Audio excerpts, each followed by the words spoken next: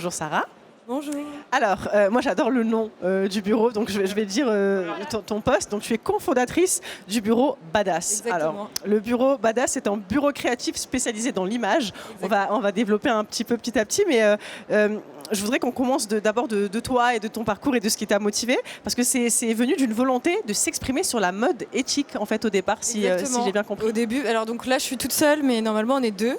Donc on est Bureau Badass, c'est deux têtes pensantes et fondatrices. Et c'est vrai qu'on s'est rencontrés avec Lucille, donc moi c'est Sarah, il y a 5 ans. Et cette entreprise, à la base, c'était un cri du cœur, je pense un cri des tripes. Parce que je pense qu'on est passionnés par les chiffons toutes les deux, on est passionnés par la mode, par le déguisement presque parfois. Et à l'époque, il y a 5 ans, je dis vraiment à l'époque, la mode éthique, c'était pas ce que c'est aujourd'hui.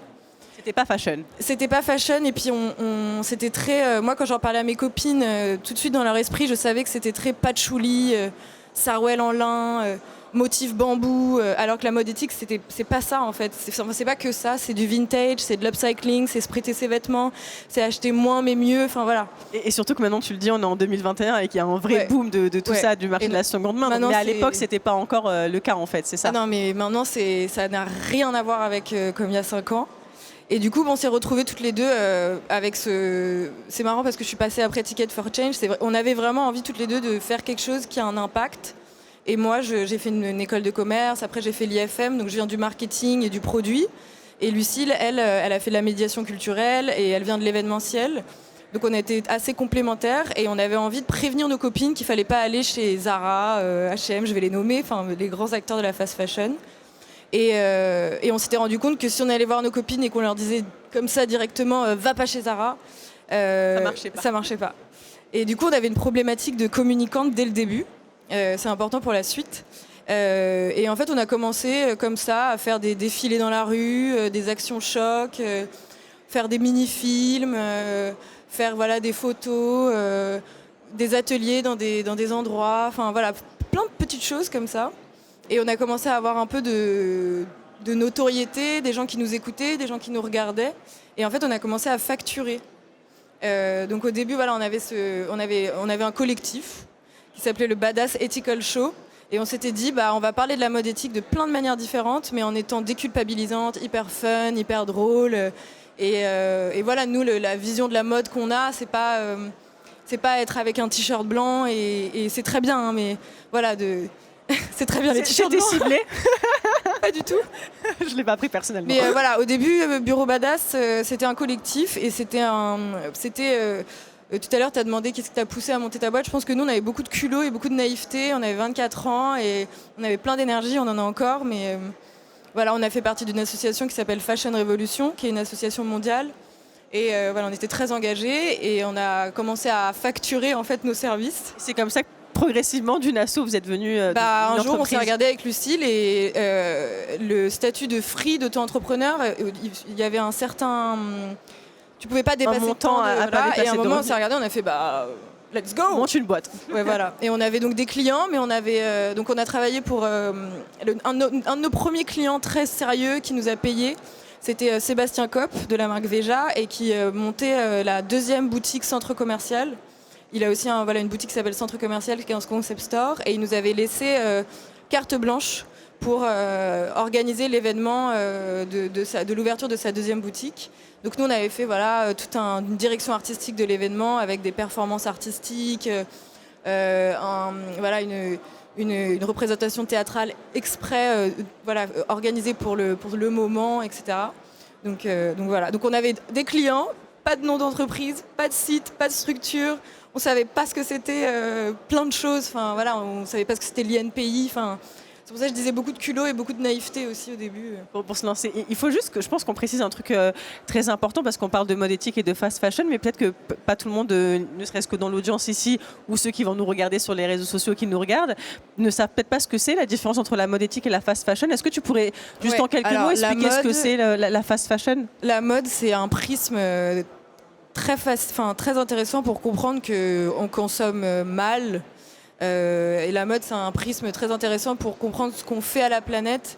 Parce qu'en fait, cette industrie, elle fait du mal à la planète, mais aussi elle fait du mal aux humains, puisqu'il y a des humains qui sont mal payés ou pas payés pour faire les vêtements qu'on achète à très bas coût.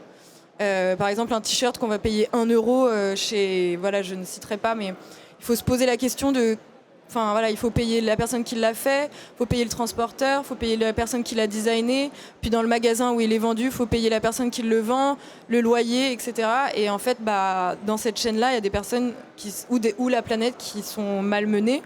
Et la mode éthique, c'est toutes les pratiques qui vont réfléchir une meilleure mode.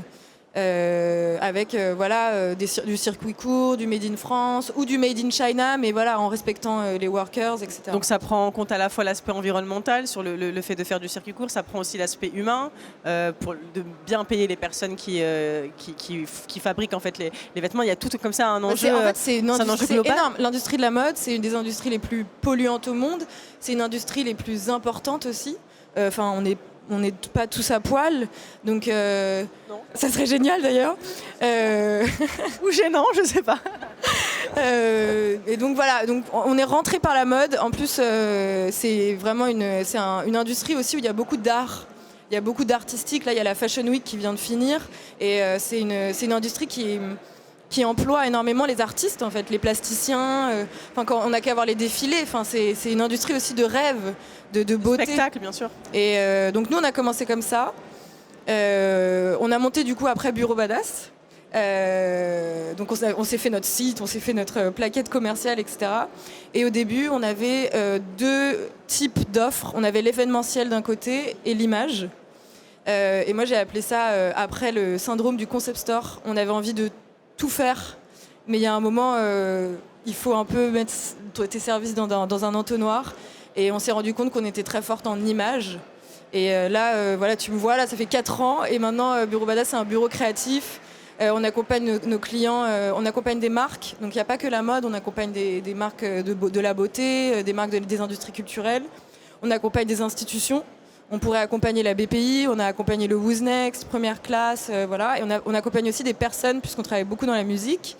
Et on les accompagne sur 2 blocs, on va dire ça comme ça. Le premier bloc, c'est vraiment penser avec eux leur message, leur identité visuelle. Donc on fait beaucoup de plateformes de marque, du branding. Parfois même, on est dans l'impulsion de départ. Et après, on a un deuxième bloc qui est vraiment la prod exécutive de ces images, puisque voilà, on fait des campagnes on fait de la photo, de la vidéo, on va même travailler avec des motion designers, des 3Distes, on fait des sites, on fait des logos. Donc il y a vraiment ces 2 parties-là, il y a réfléchir l'image et la concrétiser. Et l'engagement, il est toujours là. Toujours un engagement social et climatique. En fait, on en est revenu un peu de mettre beaucoup la mode éthique sur le devant de la scène, etc. Et maintenant, on est engagé en transverse, en fait. Comme on fait beaucoup de production, par exemple, sur nos shootings, il n'y a jamais de coca dans des verres en plastique. C'est peut-être anecdotique, mais c'est important, en fait. Nous, au bureau, voilà, on est dans une logique de recyclage. On est à la caserne, qui est, je ne sais pas si tu connais cet endroit. Non, je connais pas. C'est un nouveau lieu. C'est génial. C'est un lieu qui vient d'ouvrir, qui est à côté de la gare du Nord. C'est une ancienne caserne de pompiers et ça a vocation d'être le plus grand accélérateur de mode éthique d'Europe. D'accord. Et on est plein d'entreprises aussi comme les nôtres, comme voilà, notre bureau créatif qui gravite autour de ces marques. Et voilà, on travaille pour. De toute façon, nos clients, voilà, ils font du bien à la planète. L'engagement, il est aussi humain. On est un peu taré avec mon associé, mais on aime bien faire des débriefs avec nos équipes pour savoir voilà, s'ils se sont sentis bien. C'est peut-être anecdotique aussi, mais voilà, nos stagiaires, leurs heures sup, elles sont calculées. Oui, c'est ce que tu disais tout à l'heure, c'est un vrai engagement à la fois climatique. Et en fait, l'engagement, il est aussi qu'on s'est rendu compte que nous, notre but, in fine, ultime, c'est que le beau, l'image, l'émotion, la poésie qu'on peut avoir aussi dans certaines images, elles vont aussi permettre de changer les imaginaires. Et en fait, toutes les marques avec qui on travaille, elles ont des valeurs géniales, mais finalement, nous, on travaille avec eux, leur message, mais on ne dit pas que c'est des prérequis, en fait, que voilà, ça, j'ai des chaussures véganes, là, mais on ne va pas travailler avec eux le fait qu'ils soient éthiques et qu'ils soient en circuit court, parce que pour nous, c'est des prérequis, mais on va travailler avec eux les histoires qu'ils racontent. Et voilà, je pense qu'avec Lucille, on a fait le tour, et depuis 5 ans, maintenant, Vous avez abouti le projet. Non, mais en fait, on sait maintenant ce qu'on veut faire, c'est des images, raconter des histoires, changer les imaginaires, faire du beau, émouvoir et travailler en fait pour des acteurs du changement. Avec ce qu'on sait faire, c'est raconter des histoires. Merci beaucoup d'être venu nous présenter Vadas sur la scène de l'Ampli. Bonne continuation. Yes, ciao. Bonne journée. Ciao, ciao.